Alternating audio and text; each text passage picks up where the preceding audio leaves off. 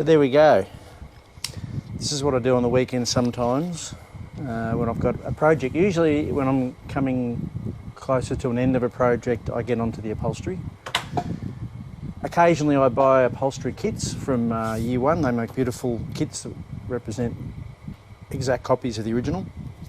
And sometimes I don't, depending on what I'm up to. So this upholstery I'm doing at the moment is for a car we have that we bought in 19, I can't believe it's already nearly 5 years. So it's a numbers matching 68 RT Coronet that's sitting in storage, and it's been jumped the queue a couple of times. I was going to do it sooner, and then I think I decided to do the Sport Fury, and then I did the Volare, I did the Barra motor into the Ranchero. So a few things kind of got in the middle. But that's all right, the car's stored away somewhere safe at a nice dry garage. The situation with Year One at the moment is there's about 12 months before you can get a kit if you order one. So it's a very long wait, which doesn't matter normally because I've got plenty of time usually. I do a lot of this stuff in advance. So all my cars, I've got about 4 cars I think coming up for restoration in the future, and I continually get parts that are needed and I prepare for the car. So when I actually pull the car in, I've got hopefully everything or majority of everything I need to restore the car. So it's an ongoing battle. It's a sickness. I've said it before, as you can see in the garage here. This is only a handful. You've seen the cars if you've watched my channel anyway. So in the case of this car, this Coronet, there's the back seat which I've already finished. I'm using the original upholstery as a pattern. Now the funny thing is, the only reason I'm doing this right now, because the Coronet is still not going to be done, I'm doing the Daytona, so the Coronet's still waiting its turn. Because I'm only a weekend motor trimmer or upholsterer, I need the pattern, or I prefer to have the pattern for the upholstery if I can. So the reason I'm doing this now is because I'm doing the Daytona and the back seat on a B-body is the same in the Coronet. The basic template or the basic pattern's the same. Obviously the stitching in the middle's different. And I'm going to be sort of customising that Charger Daytona a little bit internally. So I needed the pattern off the back seat to do the Charger trim, which is going to be red. So I thought what I'll do is I'll reupholster the Coronet interior in the meantime. So I've been working on the Coronet interior, and what I mean by the pattern is you unpick all the material off the original seat, and yet you put witness marks and things you need to do reassembly. So I use that as a pattern. That's the outer border of the back seat, and this is the top face of the seat that I'm reproducing now. So I had a very good pattern. The upholstery was rock hard and a bit shrunk, but it was actually a very good pattern to start with. So they're often not as good as that. So that's some of the things I do in my spare time on the weekends, but this is towards a purpose.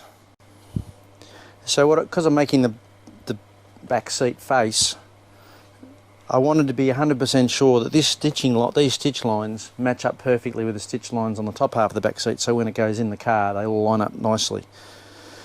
Now a better trimmer could probably do it better than me, but how I make sure I confirm that is I actually make these inserts at the same time I make the top half. So I actually have them all marked out together and I stitch them all at the same time, so they're going to be exactly the same spacing, and they're all going to line up when I put it all together. So I make it actually a little bit large, and then I put it all together like I've just done now, and that's what I was just doing then. I'm sewing the border. This is going to be cut off, and that I've worked out off the original pattern is exactly where it's going to go.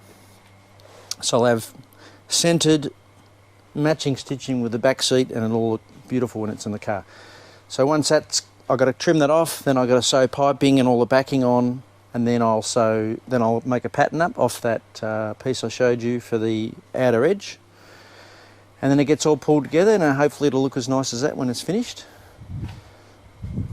Yeah, come up really nice. I've got to paint the buttons. The buttons have been, someone actually painted the seat in the Coronet, so I'm going to have to paint those buttons at some stage. Also, I use my trusty old Singer. This is pre-war. This is built 1932. Really heavy duty. Never touched it. All I do is oil it. I do need a new belt. It's slipping. That's one thing that was bugging me while I was sewing that in. So I've actually got to get a new belt going. I never really change the stitch length. You can get more complex, but because I'm you know, a backyard motor trimmer. I keep the stitch length the same, and that's pretty much what they always had in the 70s anyway, so I'm not too worried about stuff like that. This is what they call a walking foot, so this actually moves backwards and forwards with your sewing, so it sits on top of the material and pulls the material through, and it's very good for doing heavy duty material and canvas and stuff like that. Really heavy duty machine. Used to be what this machine that all the motor trimmers used to have years ago. They don't anymore because of the age. They've got more modern machinery, does a better job. But I bought that when I went to trim school at night.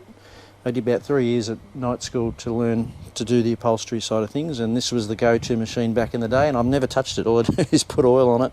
Fantastic, just good old-fashioned manufacture of the day. That would be made in England, I'm guessing, being a singer. So anyway, that's a little bit of an insight to what I do sometimes when I haven't got anything else to do. So this is the 68 Coronet back seat. It's actually an RT, numbers matching RT 440 automatic, pale yellow, white interior, all original. I'm going to put it back exactly the way that it was. And the reason I started doing that is because this is the back seat off the future Daytona. So this is what I've got.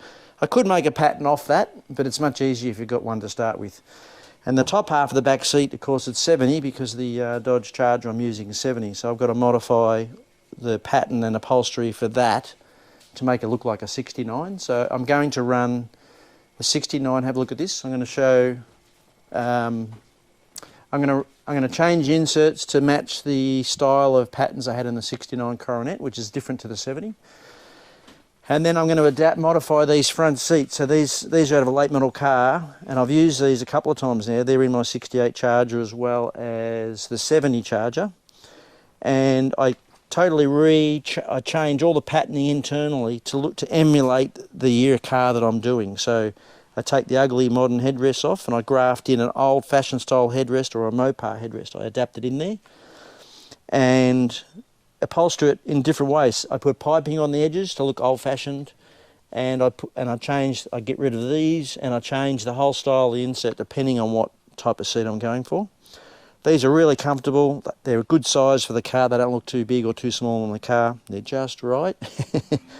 And as I said, so comfortable, and they hold you in if you're going sideways in the car. It's important. They've got nice bolstering on the side so you don't slide out.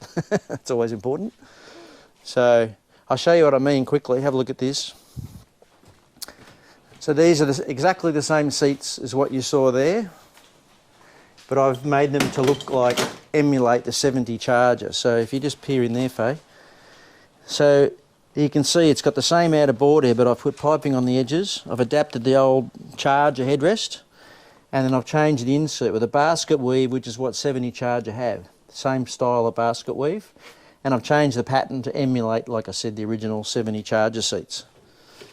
And then this one over here, the 68 Charger, it's also got the same seats in it. There's a pattern here you can see for me. So, same thing, piping here, but I put piping on the insert. Now, 68 Charger had three sort of, I call them slashes. Look like someone slashed them with a knife. I hate that style. I don't know why. I just don't like the look of them. So this is a bit like a Barracuda sort of style. So I've just used that as a sort of a different type of insert to not look original, but it kind of looks 60s. These seats are always out of a ute or a pickup, you guys would call it in America, and it's got a little lever at the back here. You pop that and it tilts forward just like it would in a coupe. And that's the other hard part about grafting in modern seats, is you've got to try and find seats that tilt forward so you can get the passengers in the back seat. So they work out really well, and ever since I've done that, it's been the best thing I've done. The car's right, they ride the bumps better, I reckon they're just so much nicer to drive. I also did this car over here, my 68 Roadrunner. That door's locked. We'll go around this side. Come around this side now.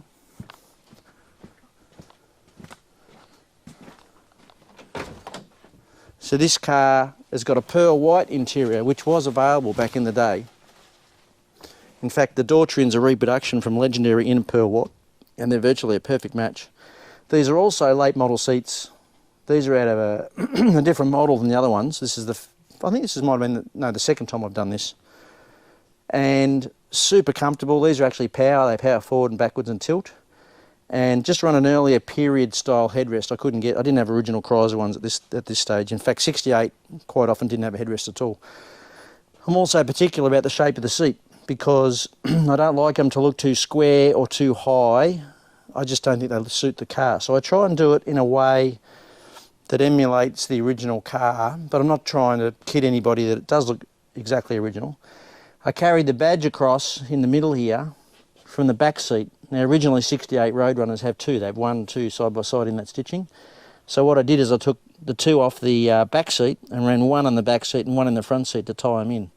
Just little details like that kind of makes it look, to a lot of people, a lot of people looking don't even realise I've changed it, but obviously to the people who know, they realise it's not right. I don't care about that. I'm more interested in how it is to drive and how it rides, and I love doing it. It's great fun. Really get a kick out of changing the interior and making it look something special. So my Sport Fury GT, there's some cars that I would not change the upholstery around if they're an original numbers matching or whatever. I want to keep it as original as I can. So this particular car has its original interior. In fact, the back seat is the original upholstery, and I've just tried to match the front seat to the back seat. So all I've done is reupholstered the original seats in the original colours, in the original fashion, to look, hopefully, looks like it original. So it's a different way of tackling the job. Depends on what you're aiming for.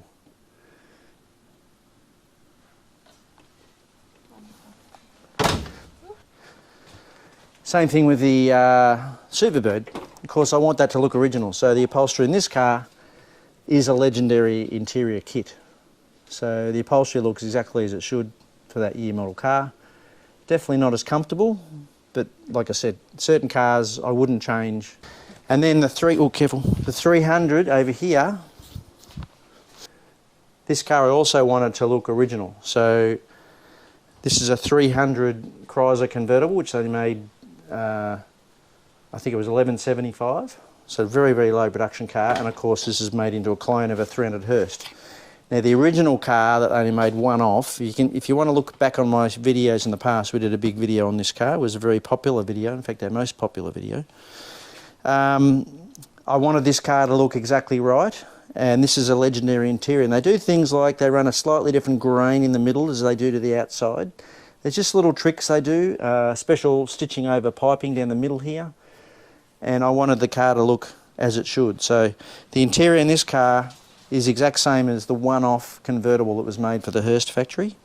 And I was trying to put it back to that. It was original for this car and it did have a white interior just like that. So I was lucky it was a very similar car to the one they used as an original car. So anyway, that's a little bit of an insight into my upholstery on things, and it's all good fun.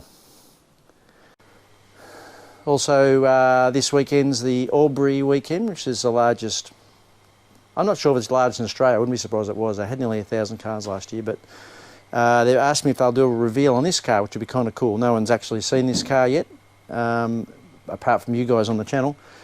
So I'm going to take this up to Albury and they put a big cover over it, and then I think they have the 10 different cars, and then they slide the cover off and they ask me questions about the car, and I tell them about the restoration and how the car came about, which you guys already know because you've seen the channel. So this will be something that I'm going to do on Friday, so that'll be a bit of fun. Got to give it a bit of a clean, maybe a bit of a polish, and then we're going to head off up to Albury, so that should be good.